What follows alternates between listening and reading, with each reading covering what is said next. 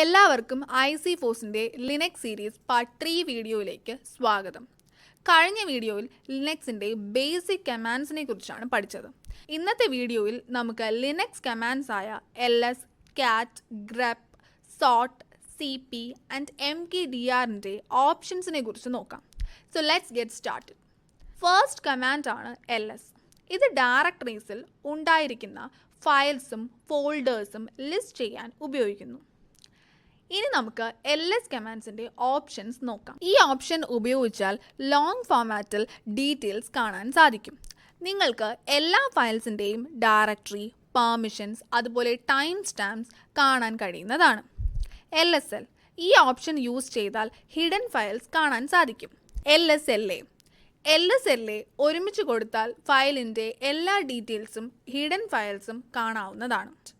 Next കമാൻഡാണ് cat.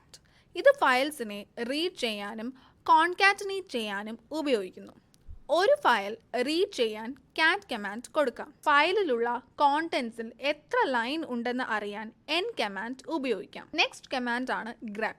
ഇത് text search ചെയ്യാൻ വേണ്ടി ഉപയോഗിക്കുന്നു. ഉദാഹരണത്തിന് ഒരു ഫയലിൽ ടെക്സ്റ്റ് എന്ന വേർഡ് സെർച്ച് ചെയ്യാൻ grep text filename.txt യൂസ് ചെയ്യാം. ഇനി grep കമാൻഡ്സിൻ്റെ ഓപ്ഷൻസ് നോക്കാം. I ഓപ്ഷൻ യൂസ് ചെയ്താൽ കേസ് ഇൻസെൻസിറ്റീവ് സെർച്ച് ചെയ്യാവുന്നതാണ്. Next command sort. ഇത് ഫയൽസിലെ ലൈൻസ് സോർട്ട് ചെയ്യാൻ ഉപയോഗിക്കുന്നു. ഒരു ഫയൽ സോർട്ട് ചെയ്യുവാൻ സോർട്ട് ഫയൽ നെയിം കൊടുക്കാം. ഇനി നമുക്ക് റിവേഴ്സ് ഓർഡറിൽ സോർട്ട് ചെയ്യണമെങ്കിൽ R ഓപ്ഷൻ യൂസ് ചെയ്യുക. ന്യൂമറിക്കൽ സോർട്ട് ചെയ്യണമെങ്കിൽ N ഓപ്ഷൻ ഉപയോഗിക്കുക. നെക്സ്റ്റ് കമാൻഡ് ആണ് cp. ഇത് ഫയൽസും ഡയറക്ടറീസും കോപ്പി ചെയ്യാൻ ഉപയോഗിക്കുന്നു. എക്സാമ്പിളായി ഒരു ഫയൽ കോപ്പി ചെയ്യാൻ ഈ കമാൻഡ് കൊടുക്കുക.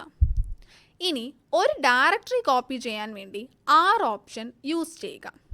ഒരു എക്സിസ്റ്റിംഗ് ഫയലിനെ ഓവർറൈറ്റ് ചെയ്യാൻ വേണ്ടി I ഓപ്ഷൻ യൂസ് ചെയ്യുക. ലാസ്റ്റ് കമാൻഡാണ് mkdir. ഇത് ഡയറക്ടറീസ് ക്രിയേറ്റ് ചെയ്യുവാൻ ഉപയോഗിക്കുന്നു. ഒരു പാരന്റ് ഡയറക്ടറി ക്രിയേറ്റ് ചെയ്യാൻ വേണ്ടി P ഓപ്ഷൻ യൂസ് ചെയ്യും. സോ നമ്മൾ ലിനക്സ് കമാൻഡ്സ് ആയ ls, cat, grep, sort, cp and mkdirന്റെ ബേസിക് ഓപ്ഷൻസിനെ കുറിച്ച് പഠിച്ചു. ഇത് ലിനക്സ് കമാൻഡ് ലൈനിൽ വർക്ക് ചെയ്യാൻ വളരെ യൂസ്ഫുൾ ആയിരിക്കും.